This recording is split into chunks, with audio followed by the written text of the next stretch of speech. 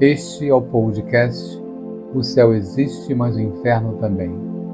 Junte-se a nós enquanto viajamos pela extraordinária vida de Vasudaiva e seus encontros sobrenaturais com o Reino Divino. Episódio 13. Capítulo 13. A Batalha Espiritual. Uma das coisas mais importantes para se entender na vida espiritual é a guerra espiritual. A guerra espiritual é a batalha entre o bem e o mal, e o campo de batalha somos nós. É a guerra não contra a carne e o sangue, mas contra os principados e potestades. Na batalha espiritual do nosso tempo, somos todos participantes. Vamos ouvir o que Jesus me disse um dia. Hoje há uma grande batalha em curso. Luz e trevas não têm nada em comum. Os anjos bons não são aliados dos anjos rebeldes, demônios. Há poderes invisíveis no céu que foram criados, que chamamos de tronos, dominações, principados e potestades.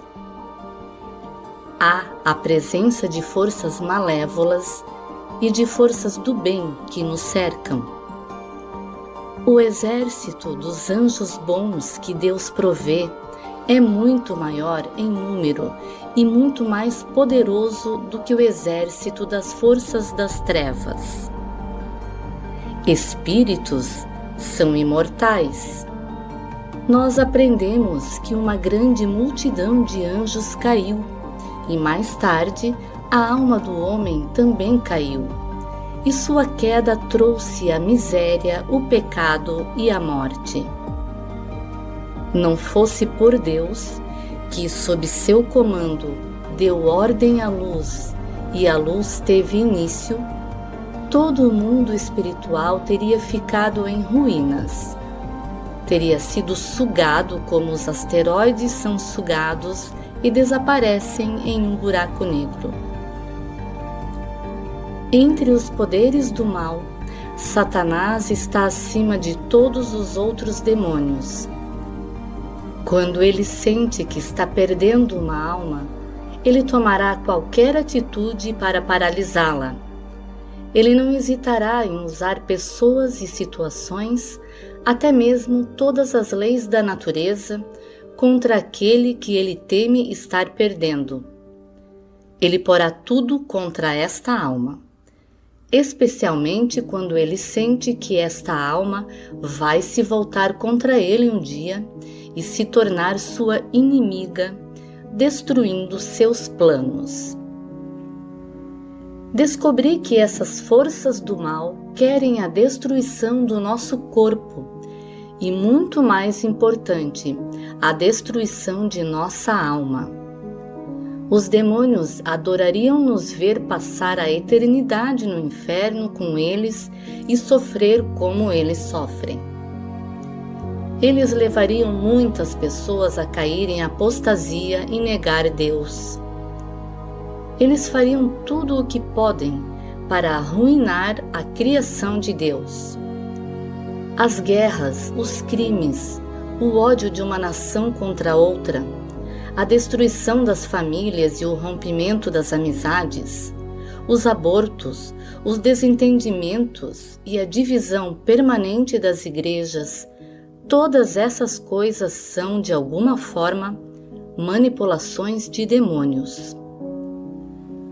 Os demônios estão furiosos com Deus porque Ele nos ama. Eles ficam com raiva de qualquer pessoa que se torna um colaborador de Deus e ameaça seus planos malignos. Eles ficam com raiva quando Deus mostra compaixão e misericórdia para nos salvar. Eles ficam com ciúmes quando reivindicamos nosso lugar de direito como filhos de Deus. Eles ficam desesperadamente furiosos quando percebem que vão perder a batalha no final. Mas, enquanto isso não ocorre, eles continuam vociferando com raiva e fazem todo o possível para destruir tudo o que Deus ama e dá valor. É uma batalha contra as forças espirituais das trevas que desejam infestar e corromper nossas mentes e nos levar a fazer o mal, para que possamos nos juntar a esses demônios no inferno. O inferno foi criado depois da queda dos anjos, depois da batalha entre São Miguel e Lúcifer com seus companheiros. Esse é o seu domínio. Temos que acreditar no mundo espiritual.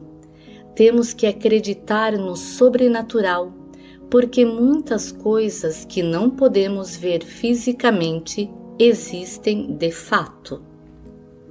O céu e o inferno existem.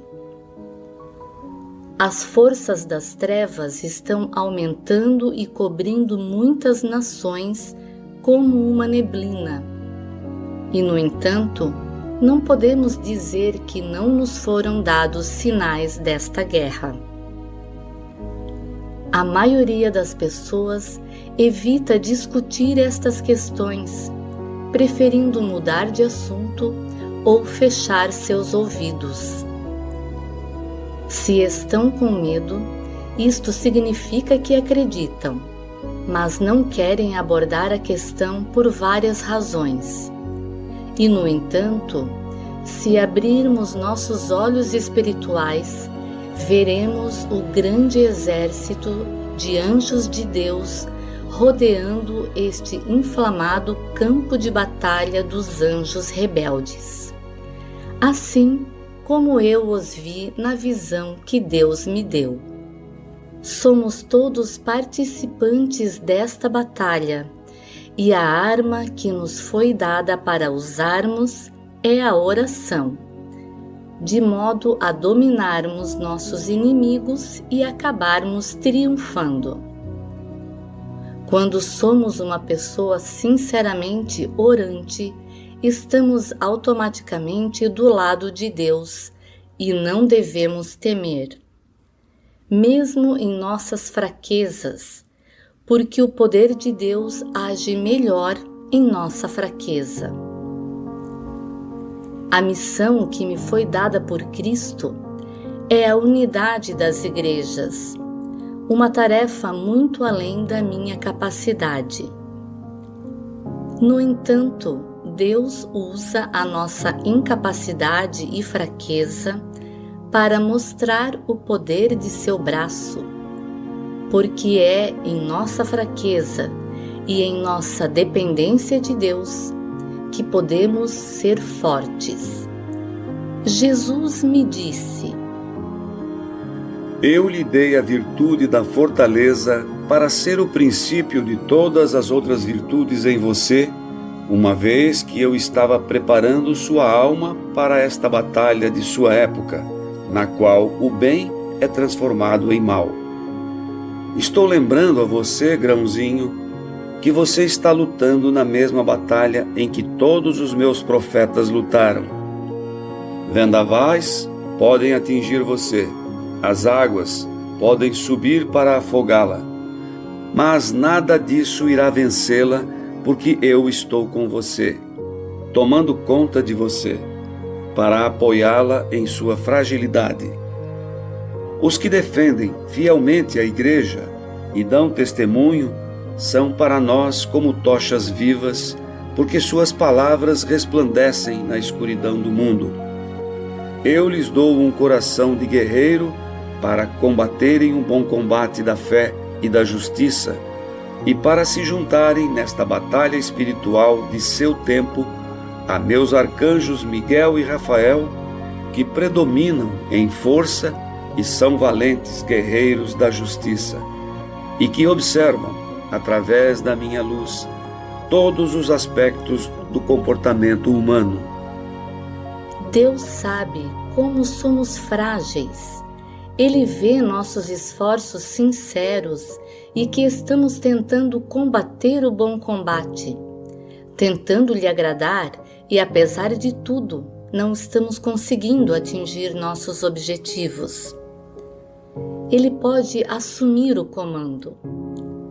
O Senhor quer vir resolver a situação, porque isso nos fará lembrar que o poder é dele, não nosso. Esta vida é uma batalha espiritual e nessa batalha, algumas vezes, seremos feridos. Poderá até parecer que perdemos a batalha e que estamos mortos no campo de batalha.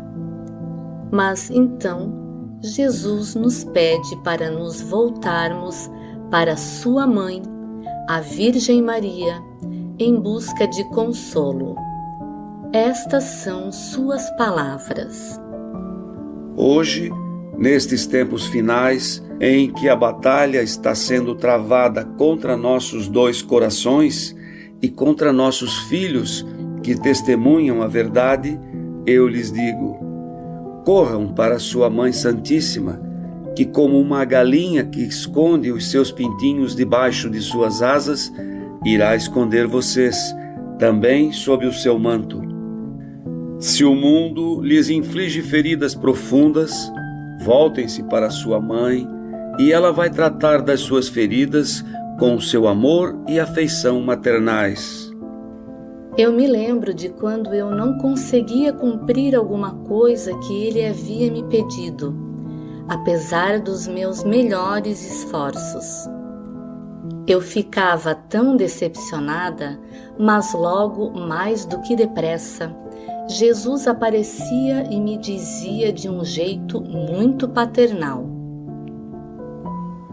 não se preocupe, você está só aprendendo agora e eu estou satisfeito com seus esforços porque vi que você está tentando. Ao mesmo tempo, quando fazemos uma promessa a Ele, devemos cumpri-la. Nossa disposição inicial e as boas intenções de palavras devem ser seguidas de ações para que não se tornem palavras vazias.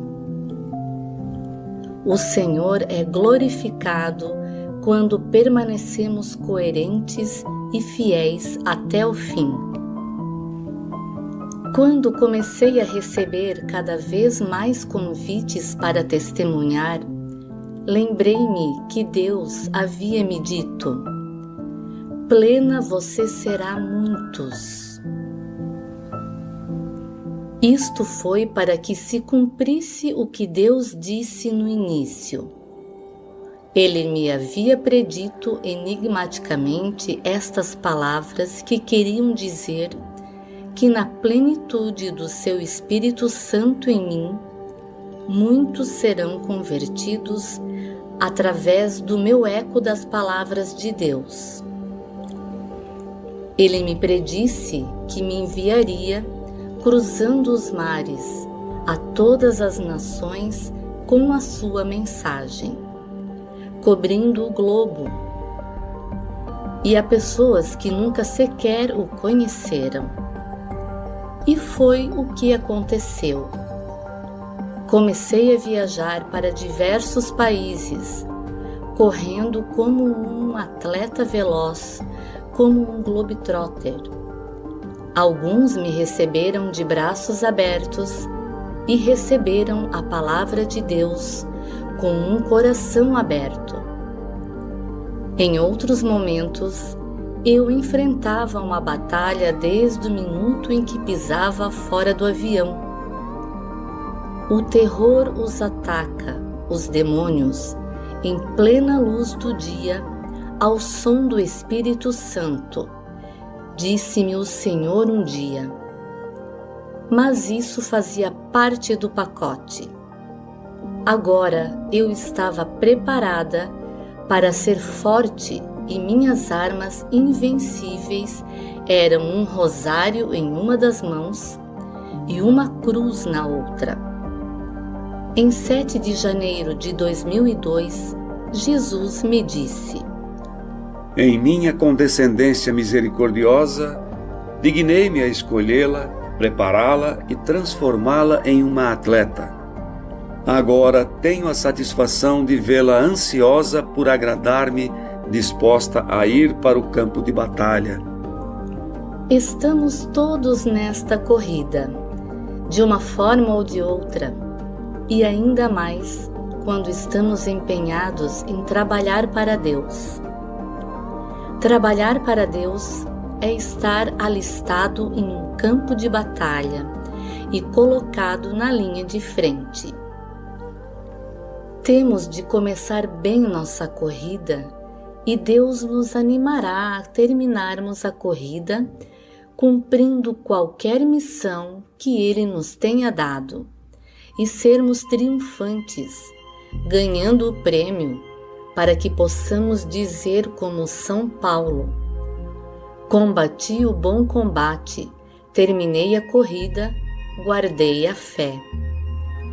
Portanto, Deus pode nos preparar para sermos fortes nesse campo de batalha e não corrermos sem rumo como baratas tontas, mas com a intenção de ganhar, dizendo como São Paulo disse: é assim que eu corro, com a intenção de ganhar.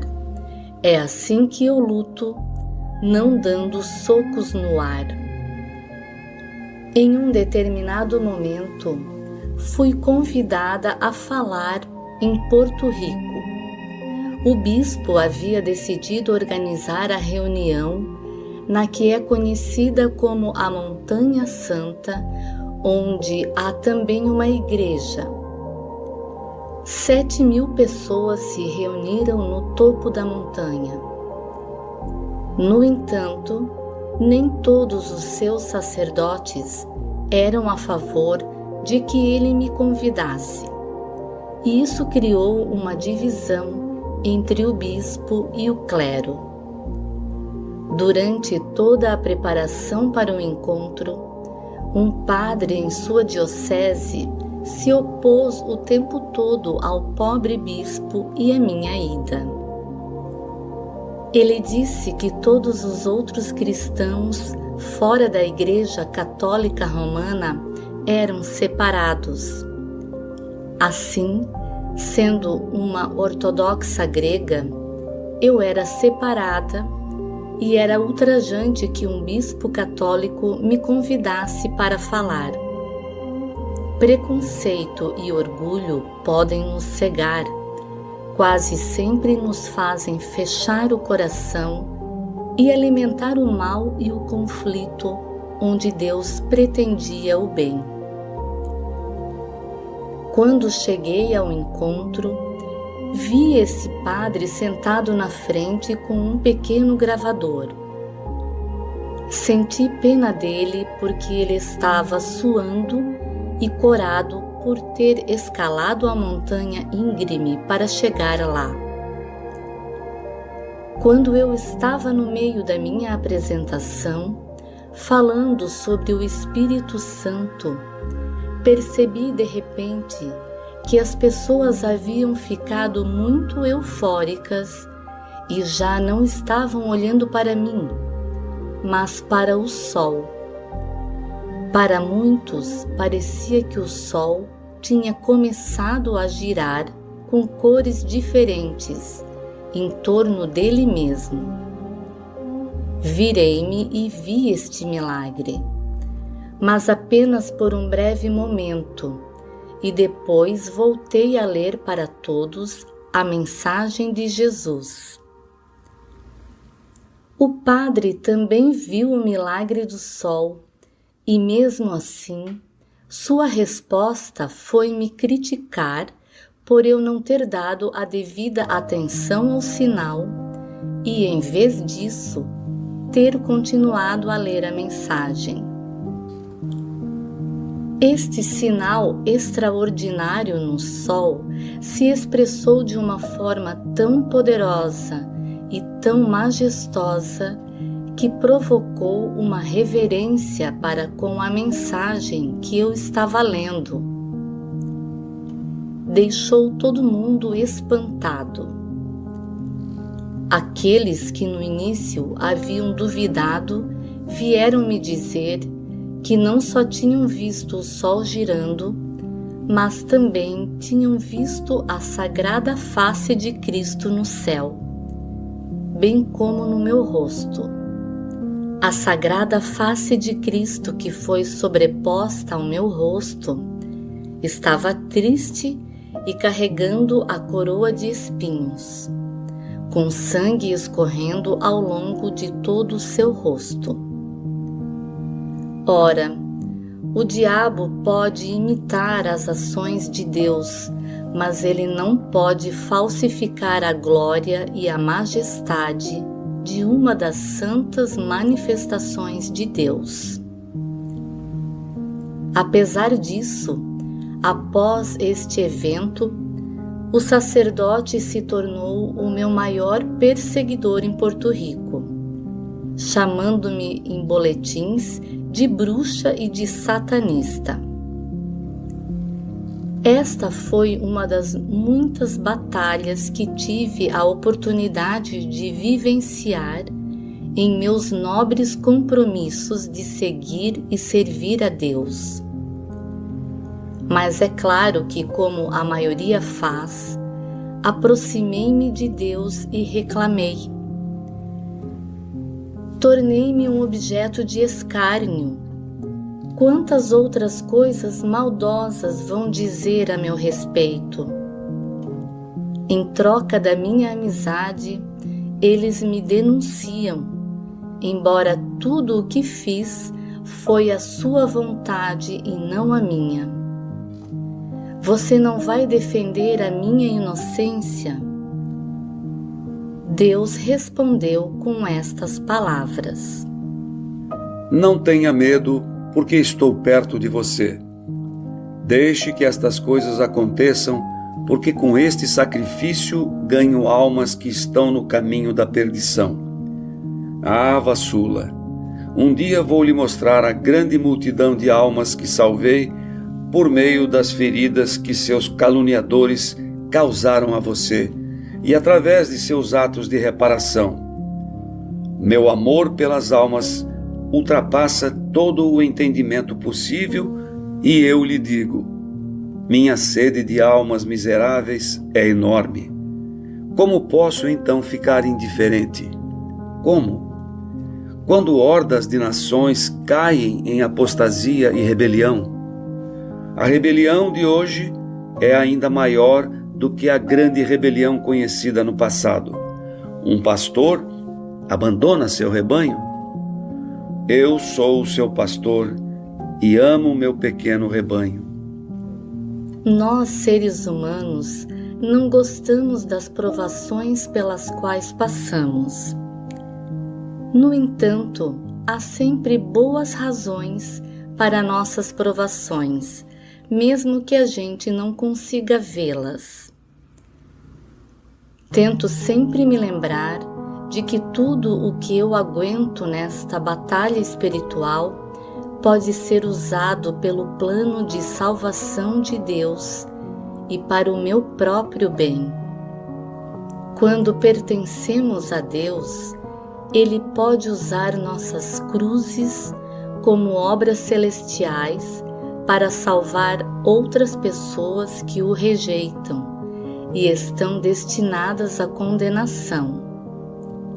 Ou Ele pode usar nossas provações para a nossa própria santificação.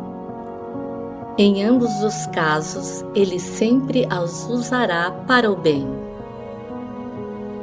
Isso vale também para os nossos fracassos. Em 7 de janeiro de 2002, Jesus me fez lembrar: quanto às suas falhas e deficiências, eu supri onde você era deficiente. E no meu amor exuberante que tenho por você, Ele me obriga a cuidar, eu mesmo, onde você tinha falhado para comigo. Na minha misericórdia paternal, considerei todas as suas negligências como um pai consideraria as negligências de sua filhinha. com compaixão e sempre pronto a ajudar com ternura, sussurrando palavras suaves de amor para não espantá-la e, ao mesmo tempo, mostrando-lhe mais uma vez como me importo com você e com o seu próprio progresso. Quanto às aflições que você sofre por causa da minha igreja e por minha causa, minha irmã, minha catedral, não se desespere. Com um único olhar meu, eu reconstruo o que caiu. Quando lhe mostrei minha taça, você reagiu dizendo: Jesus, permita-me beber dela, oferecendo-lhe assim tudo o que lhe possa trazer consolação. E eu, comovido e encantado com a sua oferta, reclinei-me para você e a abracei. Eu estava envolvendo em meus braços uma florzinha, um narciso, recém-nascida e recém-curada, mas já toda amorosa. Quando a vi correndo em direção ao altar com absoluta determinação, ouviu-se um grandioso som vindo do céu, cantando: Aleluia! Glória ao nosso Senhor que a conquistou. Depois disso, levantei a taça até seus lábios, pedindo-lhe que apenas provasse dela, mas sem esvaziar seu conteúdo. Eu disse: traga meu povo a mim e ponha todos juntos em torno de um altar. Pregue a obediência da fé a todas as nações em honra de meu nome. Mostre-lhes como é absurdo permanecerem divididos. Estarei sempre a seu lado. E eu, encorajada e repleta de seu amor, respondi-lhe: Senhor, na loucura de seu amor, você me procurou e me achou. Quando estive cercada de dificuldades por todos os lados, você levantou minha alma para subir aos céus com você e me salvar das línguas mentirosas. Elas me derrubaram várias vezes, mas nunca conseguiram matar meu espírito e nunca conseguirão, porque você é o meu refúgio. Deus também me mostrou como as palavras do livro do profeta Daniel são tão importantes para a nossa época. Daniel teve uma visão de um homem vestido de linho que disse a ele que, no fim dos tempos, muitos serão lavados, branqueados e purificados, que os ímpios vão continuar fazendo o mal. Os ímpios nunca irão entender. Os sábios compreenderão. Estes fatos irão acontecer no fim dos tempos, e o sinal será que o sacrifício perpétuo será abolido e no santo lugar será erguida a desastrosa abominação da desolação. Para me fazer entender melhor o que isso significa, Deus me mostrou quantas igrejas e catedrais estavam sendo vendidas por falta de padres, falta de recursos e falta de comparecimento dos fiéis. Essas igrejas estão sendo transformadas em restaurantes caros, hotéis, cafeterias e cassinos. Nessas antigas catedrais, onde eram realizados ritos sagrados e Deus era adorado, os altares sagrados foram transformados em bares e mesas de bilhar. O altar sagrado era o lugar santo, onde antes os sacerdotes realizavam a consagração, o sacrifício perpétuo de Cristo, em que o pão e o vinho são transubstanciados no verdadeiro corpo e no verdadeiro sangue de Jesus Cristo. Para me ajudar a entender plenamente a grave situação da Igreja, uma noite Deus me deu um sonho. Nele vi como o Papa João Paulo II sofria por causa desta apostasia e rebelião generalizadas. Foi-me mostrada Roma e me vi de pé na Basílica de São Pedro pela primeira vez. A basílica estava vazia. Olhei em volta e vi o chão de mármore. Era lindo. Então vi uma cena assustadora. Serpentes deslizavam pelo grande altar. Ele estava abandonado e o pano que o cobria estava empoeirado, com teias de aranha por todo lado. O Papa estava sentado em seu trono, tombado para frente, seu braço direito apoiado no braço do trono, com a mão segurando sua têmpora, descansando a cabeça. Era como se estivesse pensando, mas na realidade estava atormentado. Jesus me fez entender que ele estava sozinho porque muitos dos seus o estavam contradizendo e se rebelando contra ele. Eu me senti muito triste por ele. E então Deus me deu uma mensagem para o Papa. Respondi baixinho: use-me por inteiro como expiação por suas intenções sagradas. O grande problema era, pensei, como é que eu vou ao Vaticano e simplesmente entregar ao Papa esta mensagem? Sempre disse e continuo a dizer que é mais fácil entrar nas cortes do céu do que entrar nas cortes do Vaticano. É muito mais fácil encontrar Deus e falar com Ele do que ter um encontro e falar com qualquer um dos prelados do Vaticano. Quanto mais com o Papa. Mas deixei tudo nas mãos de Deus e confiei que Ele iria me mostrar o caminho. Mais do que nunca, eu tinha simplesmente que obedecer. Assim, fui para Roma sem qualquer agendamento ou qualquer pista de como iria me encontrar com o Papa.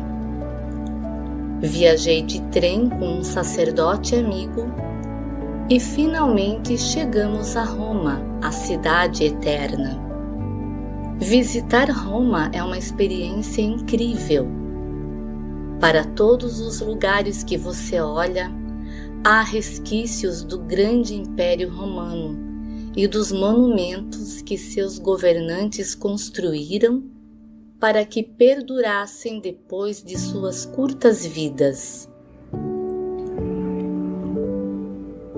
Destacando-se dessas ruínas, há uma estrutura que ainda está de pé, construída em camadas ao longo dos séculos, sobre os ossos do grande apóstolo. É a Basílica de São Pedro.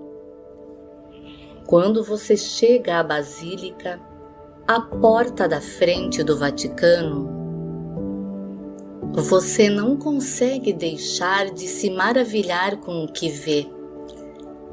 A genialidade de alguns dos maiores e mais talentosos artesãos da história, inclusive Michelangelo, rodeia você.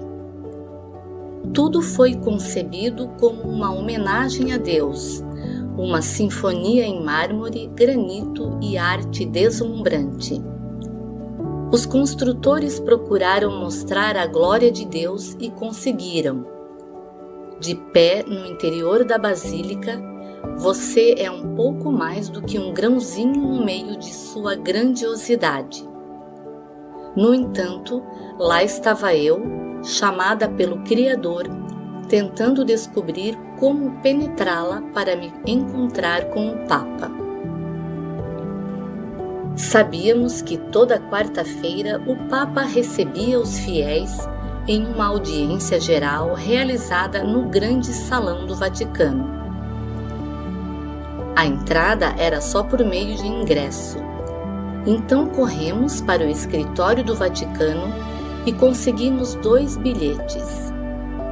O escritório distribui esses bilhetes de forma aleatória, mostrando o setor e o número da fileira onde você deverá se sentar. Ninguém pode fazer um pedido especial. Somos obrigados a ir para a área indicada no bilhete.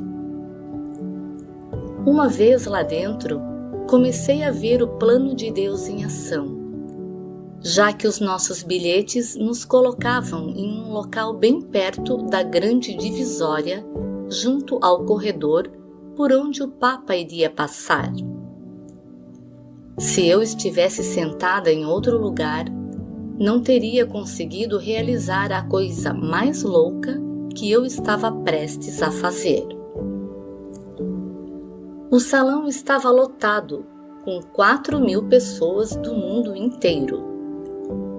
Todo mundo estava exultante, cantando alto e animadamente, antecipando a chegada do Papa. Eu estava calma, mas muito feliz que estivesse chegado tão longe.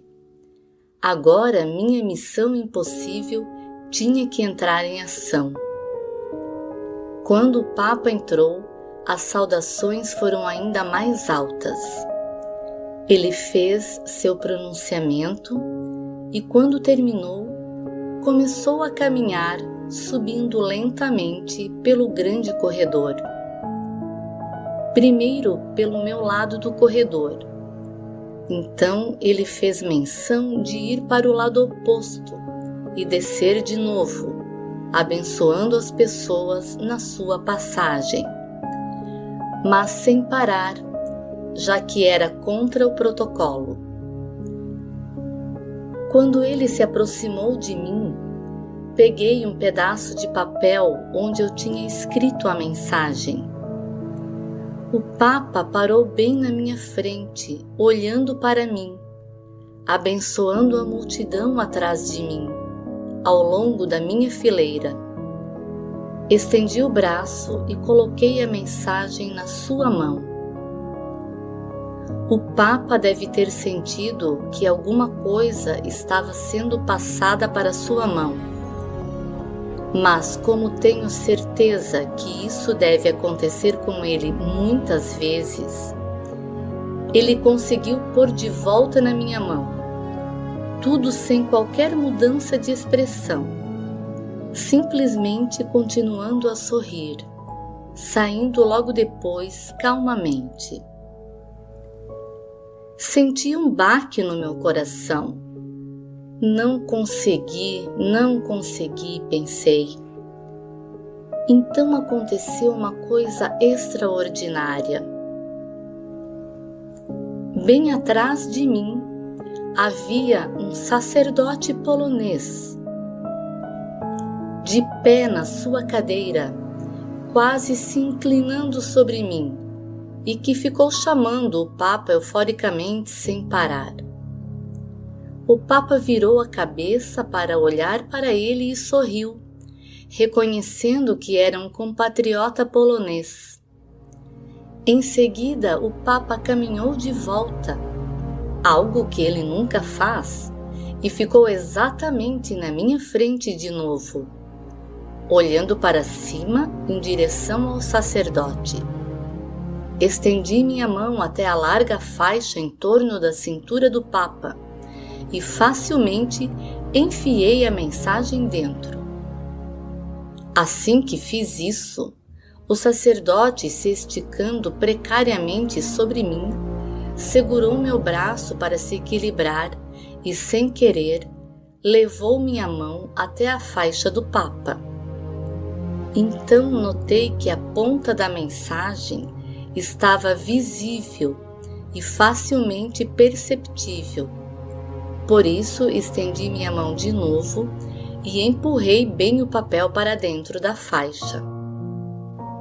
Eu sabia que mais tarde, quando o Papa fosse para seus aposentos e tirasse o manto, a mensagem iria cair da faixa e ele iria vê-la.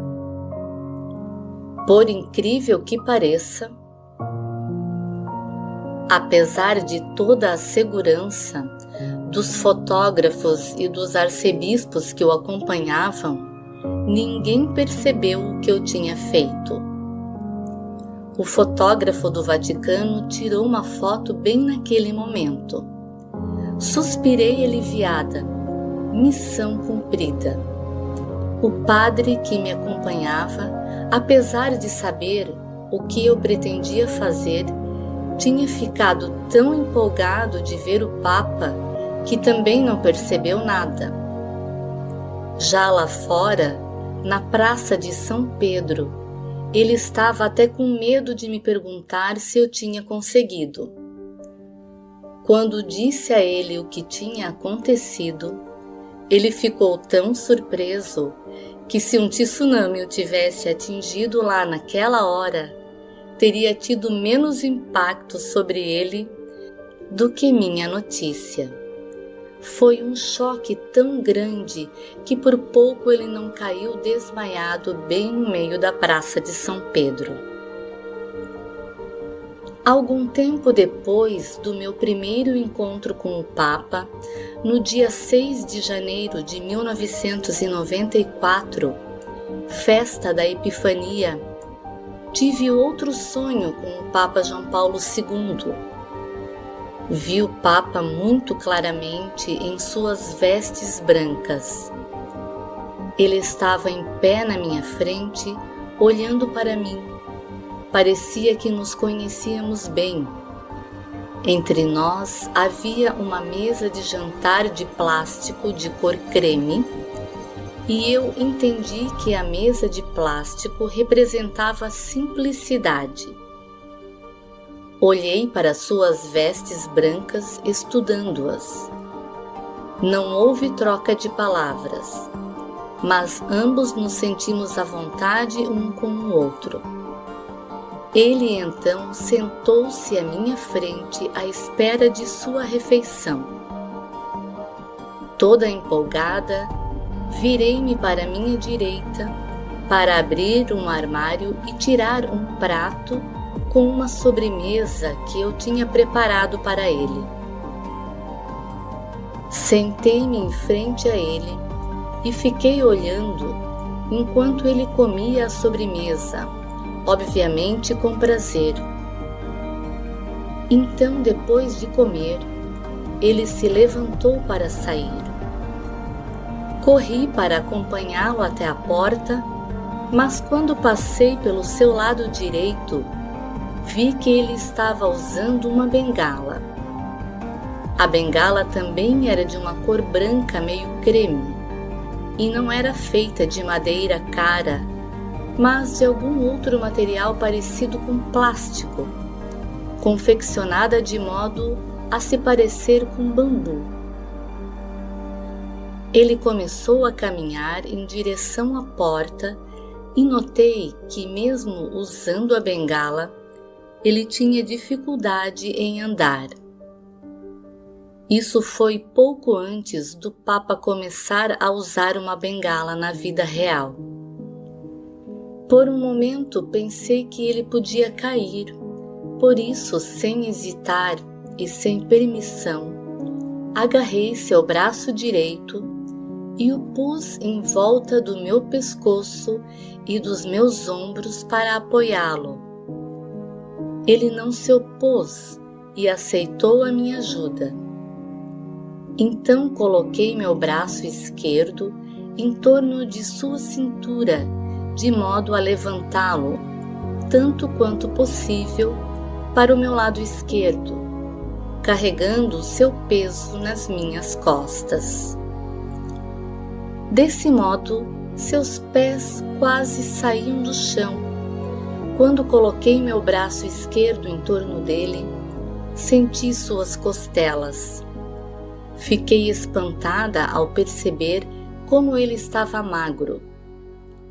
Ninguém diria que ele estava tão magro assim, olhando para ele em suas vestes largas.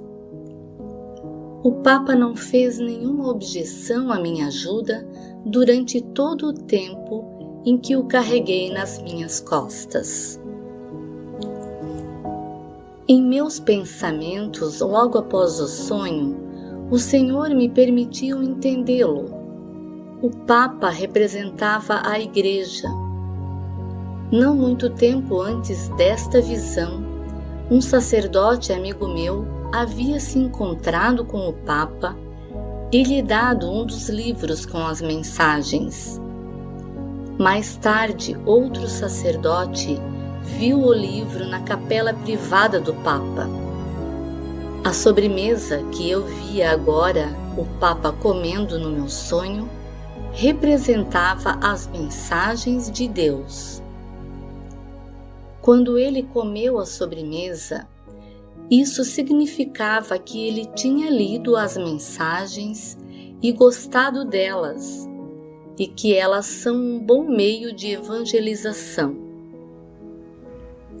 Então o Senhor me fez entender também que a imagem do Papa andando com sua bengala, precisando de ajuda e esquálido sob suas vestes, representava o quão assustadoramente fraca e vulnerável havia se tornado a Igreja, em grande parte devido às divisões dentro dela, que disseminaram a apostasia mundial. Embora por fora possa parecer saudável, a Igreja havia se tornado fraca por dentro, com necessidade de alimento espiritual. Carregar o Papa nas minhas costas significava que minha missão era ajudar a apoiar a Igreja através das mensagens e do meu testemunho, e não apenas a Igreja institucional, mas todas as pessoas de fé que compõem o corpo místico da Igreja. Isso confirmava também a mensagem que Cristo me deu um dia: preciso consolidar minha Igreja. Ele não teria dito isso se a Igreja estivesse forte e saudável. É preciso orar muito para se acabar com as divisões, tapar a boca de Moloque, o deus do sacrifício humano, acabar com a apostasia, as guerras, o terrorismo e os crimes, etc. E se apoiar no Senhor. Embora Deus seja invisível, ainda assim Ele está conosco e entre nós. Quando Deus se revelar no final, em toda a sua glória, Ele vai derrotar o diabo e toda a sua corte no seu tempo. Enquanto isso, as pessoas devem aprender a pedir proteção ao guerreiro poderoso de todos os tempos, São Miguel Arcanjo, uma oração que o diabo convenientemente silenciou durante anos. Isto é o que devemos orar diariamente. São Miguel Arcanjo, defendei-nos no combate, sede nosso auxílio contra as maldades e ciladas do demônio. Instante e humildemente pedimos que Deus sobre ele impere. E vós, príncipe da milícia celeste, pelo poder divino, precipitai no inferno a Satanás e a todos os espíritos malignos que andam pelo mundo para perder as almas. Amém. Você acabou de ouvir o podcast O Céu Existe, mas o Inferno Também. Junte-se a nós amanhã para um novo episódio.